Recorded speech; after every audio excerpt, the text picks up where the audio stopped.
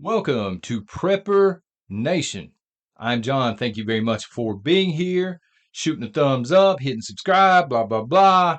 Whatever you're supposed to do on YouTube, son. I appreciate it. So, did Trump just save the United States of America? We're going to get into that this morning and another topic. To shoot straight, this was planned as a live stream for last night. I was having camera issues. Can y'all believe it? Me and technology. So I finally got tinkered around for a long time. I finally got it, I think, working. We'll see. And I uploaded it as a video, Saturday morning video, which is kind of rare. So, did Trump just save the United States of America? That is a huge statement. And I don't think he saved the United States of America, but I think he kind of had an idea that would point us straight into the right direction. And that's what we're talking about. So, he was at the Republican National Convention. And I first saw Thomas Massey release this, and then other politicians, other Republicans started to release this as well. They said for about 10 minutes, Trump spoke on the idea, he just pitched the idea. He hasn't promised anything yet, of increasing tariffs on imports that are coming in, from other countries, and at the same time eliminating all federal taxes for, the working class. And he basically, he said behind closed doors, if we up the tariffs to a certain amount, this is going to make up for the money that we no longer have coming in via tax revenue. And he thinks this is going to be a good thing. And I said, oh, this is a big one right here. Now it could just be him talking off the cuff. Again, this is not an official campaign promise or anything like that as of yet. But immediately on social media, I started to see people, liberals, you know what I'm saying? He's just trying to buy votes. Like they weren't alive during the time period when Biden was promising free college for everybody. So even if this is about free votes, turnabout is fair play, number one. But I don't think so. Based on what people, politicians that were there were posting on their account, they were like, this is an interesting concept that nobody has really proposed before that I'm aware of. And it would accomplish several major things here in the United States of America, I think. Let me know what you think on that, of course. So, number one, and we were just talking about this yesterday or the day before, how there's no incentive to work. I think it was a couple of days ago, 2 or 3. I was telling you the story about the 2 tables, and I couldn't believe that Verizon's over here trying to sell cell phones, if you caught that video. If not, it's down there somewhere. And there's a tent set up over here giving away free government phones, the same phones, the equivalent of. And I get that they're not free. I got several of those comments. I understand that. But the sign said, hey, it's free. So people flock to it. And I was talking about how there's no real incentive to work. Why break your back in the United States of America and work 70 hours a week just to watch people who don't hit a lick eat better than you do and drive better cars than you can afford? So what this does, it incentivizes work. Think about this for a second. If you're working a lot of hours or you have an incredible job or a decent paying job, and for the pay period you make $4,000. So normally there's a lot of federal taxes coming out on that. I would gamble to say, right? Old Joe's dipping in deep, and presidents, before him as well. If there's no federal taxes coming out, like if you work $4,000 worth of labor, and then on payday, you actually get $4,000. This incentivizes people to want to do more, to want to work harder, to want better jobs or maybe second jobs. We've got all these jobs out here, nobody will work when you get right down to it. But what this does, the people that are eating better than you right now, because they're all, they're surviving on government assistance and they just refuse to work. Again, I understand some people need it and deserve it, but there's a lot of abuse. People just laying around eating ice cream, watching reruns of Jerry Springer or what have you, and they're eating steak and stuff like this.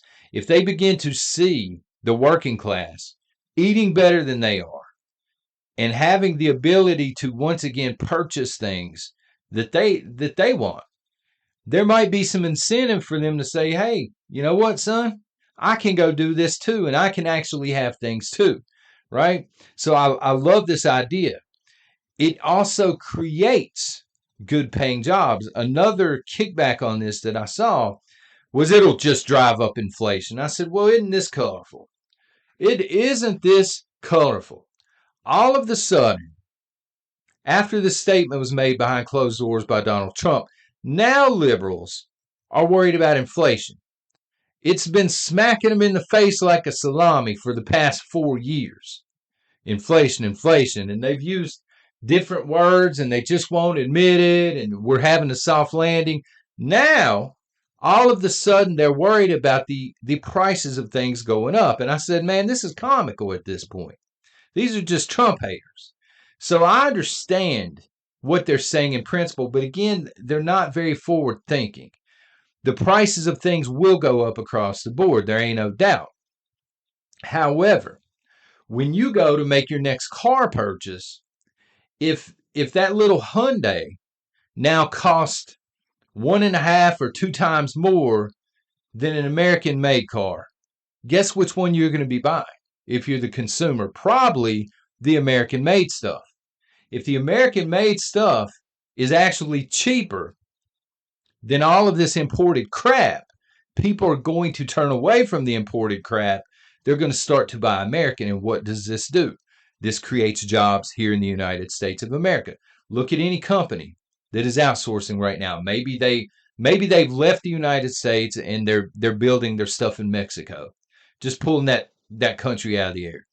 So now they're building stuff in Mexico and then they're shipping it back to the United States because they can pay $4 an hour or whatever pesos in Mexico and it's a lot cheaper. But if the tariffs rise to a point where it costs them more to do it this way, they're gonna pull up their tent stakes and they're gonna come back to the United States, and we're gonna see this influx. You know how factories and that entire deal has left the United States. The industrial section, it will begin to come back. It will take some time, but it will begin to come back. Here's the one that I love out of everything, besides being able to keep your own money. It forces Congress to control spending. Spending is out of control with Congress, and we're going to get into a funding bill here in a minute. But they spend money that we don't have, and they rely on tax money. They rely on raising taxes, federal taxes and things. Well, now that this crutch is gone, now it forces Congress to sit down and say, okay, our allowance this year got knocked down from $50 to $20. Now we've got to cut out some reckless spending, which we haven't done probably since the turn of, last century or something crazy like that. Also, the economy is wrecked. We all know it. What happens if every working class family all of a sudden now has a lot of extra disposable income? What are they going to do with it? They're going to spend it. Or they might buy silver. I'm just throwing that out there. But they're going to spend it some way, shape, or form. And as they spend this is going to boost the economy. I'm talking about the exact opposite effect of what we've seen under Obama 2.0, the pudding eating fool that he is, and Kamala Harris. And this virtually eliminates the need for an IRS payroll. Again, this is going to slash a lot of money that we're spending that we don't need to be spending. I love this idea, but let me know what y'all think about this idea. Let's get into something a little more scary. Boogie woogie, right? So yesterday, the House passed a defensive bill, par for the course, as they say in politics, but this one had some rider bills in there. This one had some small print. So a couple of the rider bills, one had wording for DEI initiatives. We got to be more inclusive, folks, in the military. Liberals wanted that in there. it has some wording for abortion. Conservatives demanded that be in there. And I'm looking at both of these and I'm like, what does this have to do really and truly with funding our military? You know, these seem like, conservative pet project for sure, Democratic pet project for sure. But what does it have to do with our nation's defense and actually funding soldiers, making sure that they get paid, that they got proper equipment, stuff like this? Then I realized, this, while people are arguing back and forth on this is just a distractionary tactic. Because as I'm reading the framework of this bill that is passed, it also automatically registers American male citizens. That's very important. Between the ages of 18 and 26 for the draft. Now, as of right now, you're required to anyway, or it can knock you out of certain benefits, and there can be legal repercussions and stuff like this. But now you have no choice. Even if you don't believe in the draft, for the people that say they're not drafting me, they're not drafting my children, and I totally understand that sentiment. Now you have no choice. If you have someone in your home that's 18 to 26 and they are a citizen, again, very important, they're automatically registered for the draft. Wow, what a coincidence. Think about the timing for a second. Just yesterday, Backwoods and I were talking about Joe Biden commits to supporting Ukraine for the next 10 years. All right, financially, officially at this point. But my first reaction, I'm pissed about the financial part, but I'm used to it. We've been doing this for years now. We've been playing this Zelensky grift pony show for so long, it's ridiculous. But my first reaction was, son, Ukraine does not have the soldiers to fight for 10 years. And I remember bringing it up to Backwoods yesterday. I said, who is going to fight in Ukraine's place? We got to put bodies on the ground. We have to have, I think I said 10 soldiers to do the fighting. And again, what a coincidence. The day after Joe Biden commits to 10 years of Ukraine and beyond, you know what I mean? They're 51st state at this point. Now we see legislation jammed through. And while people are bickering about DEI versus abortion, now we're automatically going to see male citizens, again, aged 18 to 26, available for the draft here in the United States of America. And this sure does sound like the plan. Walk with me. Tell me if I'm wrong on this. Tell me if I'm right, whatever. Here's how it seems to me. It seems like we entered into a 10-year agreement to say we will fund this war in which you have no soldiers to fight. The very next day, we've come up with a concrete way to automatically register U.S. citizens who are males 18 to 26.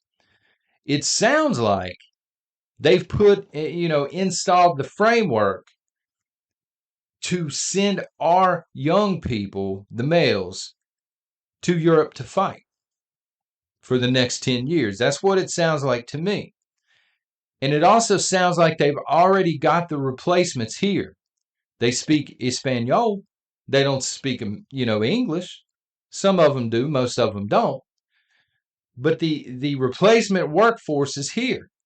Hey, you're not going to need your house anymore. You're going to be over fighting Z-Man's war. You and all of your adult sons, right? You don't need your home anymore.